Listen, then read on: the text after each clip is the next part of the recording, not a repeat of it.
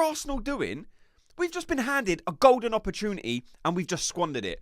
What was that performance? What was that team selection? What was Mikel Arteta thinking, seriously, going into this game? Most of the times we've played well this season, we've had 2 more anchors in midfield. Earlier in the season, when we was playing 2 more attacking midfield players, we was terrible. And out of the blue, randomly in this game, we go back to that old tactic. I can't believe he switched it up in this game. Look, it's not just Mikel Arteta. There were some performances out there today that was terrible. You know, I'm looking at Jesus. I'm looking at even Havertz. The wingers wasn't brilliant. The defenders at times, I'm just so confused as to why everyone had such a bad game. Look, I wasn't even meant to be doing a video today, but I'm just so frustrated that I had to come on and say something. I had to get people's opinions on it. Why did we switch the team? Why did we go for two attacking midfielders? We had to play Jorginho or Partey in that game. We stuck Havertz back in midfield. Havertz doesn't work in midfield. I thought we learnt that lesson. Havertz has been playing brilliant up front. Why have we dropped him back to the number 8 position? A position in which he struggled so many times this season.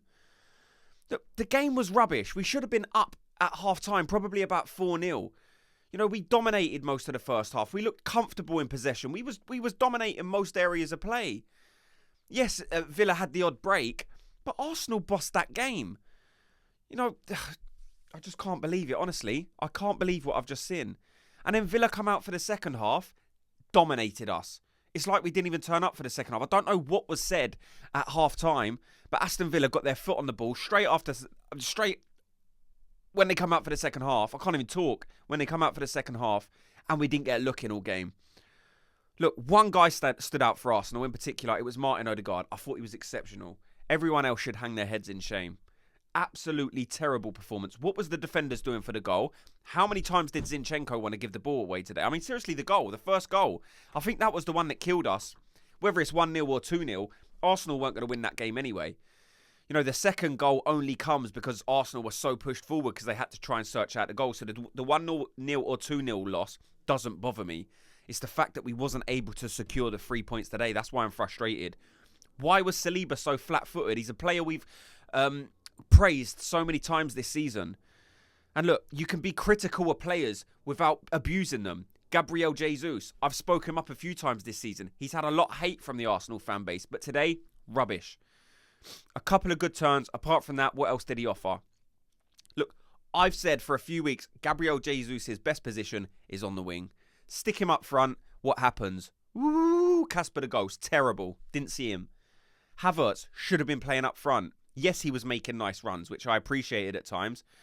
But it's hard to see all the good stuff now that you're left so frustrated after a loss. And then the second goal comes. Smith Rowe was left on his own against Ollie Watkins. Defensively, Emil Smith Rowe is never going to have the ability to deal with Ollie Watkins. Like I said, let me know your thoughts on that team selection. But look, it was good to see Tomiyasu back on the pitch. When he come in, I thought he actually looked okay in terms of one-on-one defending. He actually stood his guy up. Why was he not starting? Tomiyasu should be starting against Bayern Munich, so surely, you know, you need to start him against Aston Villa. This isn't a guy who's played a lot of football. This isn't a guy who needs rest. And we saw with Zinchenko why we get caught on sometimes, why we get countered on. Zinchenko loses the ball far too much. He's far too suspect at times. Yes, he plays a nice pass out 1 out of 7. I'm not liking them ratios whatsoever. So many things disappointed me. Like I said, one good performance, Martin Odegaard. And to be fair, the first 45 minutes for Martin Odegaard might just be the best performance from an Arsenal player I've seen this season. But like I said, it's hard to point out the positives. I'll probably be able to do that tomorrow, but I'm going to need to sleep on it. Like I said, quick video today. I just wanted to give my thoughts on the game. I want to hear your thoughts on the game as well. And let me know, is that the title done now? We saw Liverpool lose earlier, and it was like, yes, this is what I've been waiting for with Liverpool. They've looked suspect all season. I've been waiting for Liverpool to drop points. I've said it 20 times on this channel. Liverpool are a good team. They keep going behind, and they still find a way to grind it out. It's frustrating, but I think they will drop points before the end of the season.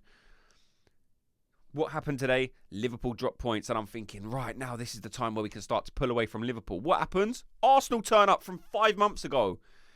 I can't believe that Arsenal showed up, but it wasn't a shock. Like I said, Mikel Arteta got it wrong today. Now, I'm never going to be one of those fans that are calling for the manager's head. I think he's done brilliant, but that is unexplainable to me. I don't get why he's gone with that tactic. When was the last time we played Havertz in midfield? It popped up on our screens during that game. The win percentage with Havertz as a striker and Jesus as a striker. I think Jesus was 60% and I think Havertz was like 82%. The proof was right in front of our eyes. I can't believe we've switched it.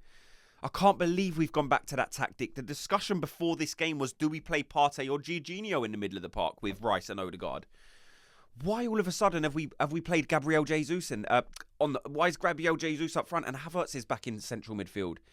He's been awful. He's only excelled the last 2 months because he's been playing as a striker. That's why his numbers have been so good. I seriously don't get it. Please, someone help me understand it. Thanks so much to everyone for watching and listening. Before you go, if you could just do me a favour and hit the like button, and I'll speak to you all in tomorrow's video. Gooners, have a good day.